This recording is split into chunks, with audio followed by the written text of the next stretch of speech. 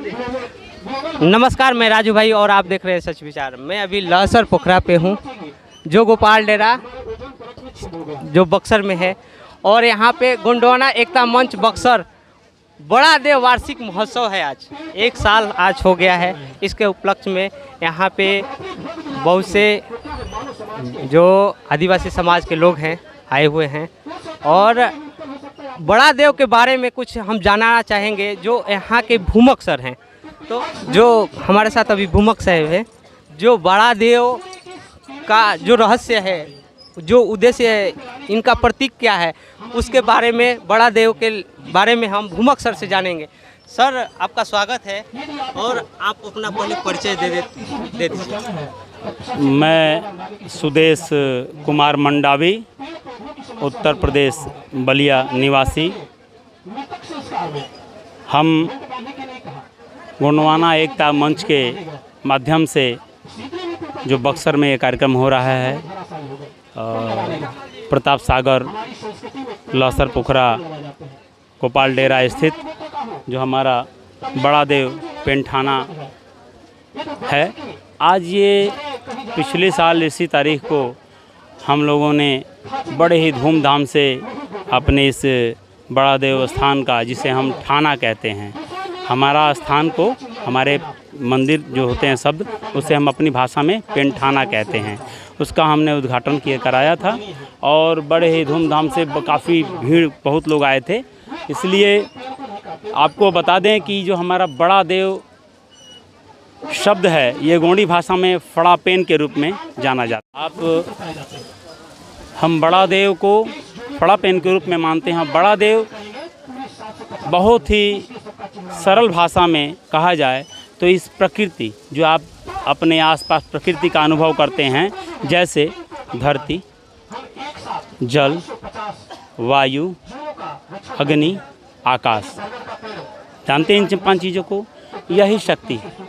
इसी को बड़ा देव शक्ति बोलते हैं। प्रकृति द्वारा धरती के नीचे और धरती के ऊपर जितने तत्व हैं, जिससे ये जीवन चलता है, जिससे चाहे न दिखाई देने वाले कीड़े, दिखाई देने वाले जीव और विशाल काय जीव जिसे आप हाथी के रूप में जानते हैं, उन सभी जीवों में इन शक्तियों का, प्रकृति के उन शक्तियों का समावेश होता है, और तभी जीवन चलता है।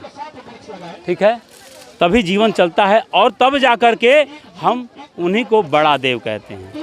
सर, ये जो पेंठाना बना है, ये जो ऐसे सिंह की तरह है, ऐसे, इसका उद्देश्य क्या है, ये इसके बारे में थोड़ा बताइए। जरूर जरूर जरूर बताएंगे। देख रहे हैं कि ये पहले ये ऐसे गया है जी।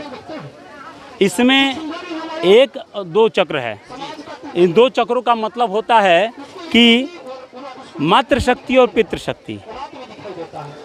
प्रकृति शक्ति आपने समझा, मातृशक्ति और पितृशक्ति के मिलन से ही जीवन उत्पन्न होता है।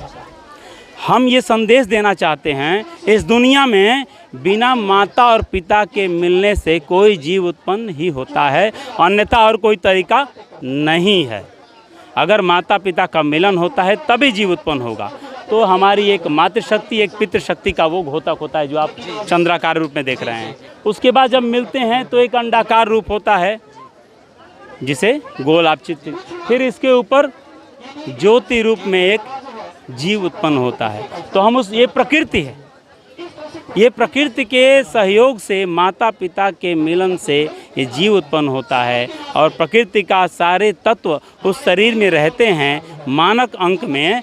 तो ये प्रकृति की शरीर जो है ताकतवर होता है, और यही तत्व जो कम हो जाएंगे या अधिक हो जाएंगे तो शरीर विकृत हो जाता है। आप समझ रहे हैं, वैज्ञानिक भाषा में समझ जाएंगे, मेडिकल साइंस में, कि जो भी चीज़ें हमारे शरीर में, अगर हमारे शरीर में अगर एल्युमिनियम की मात्रा कम हो गई तो हम बीमार पड़ गए। अगर हमारे शरीर में कॉपर की मात्रा कम पड़ गई तो बीमार पड़ जाएंगे। अगर हमारे शरीर में सोना की मात्रा कम पड़ गई, जो धरती में सोना अंश होता है, जिसे कहते हैं ना बोलचाल की भाषा में सोने का भस्म, तो सोने की मात्रा अगर शरीर में कम हो जाएगी तो दिमाग कम काम करेगा। चांदी की मात्रा कम हो जाएगी तो त्वचा कमज़ोर हो जाएगी। ये वैज्ञानिक बातें हैं और वही हमारे धर्मगुरु पाहंदी पारी कुपारलिंगो इस चीज़ को बताने में हज़ारों वर्ष पहले इस चीज़ को बता चुके हैं, जो हम इसका पालन करते हैं। धन्यवाद सर, जो सर ने बताए बड़ा देव के बारे में आप पूरी तरह समझ पाए होंगे। तो वीडियो को लाइक करिए, कमेंट करिए, शेयर करिए और यूट्यूब पे नए हैं तो चैनल को सब्सक्राइब करिए। धन्यवाद।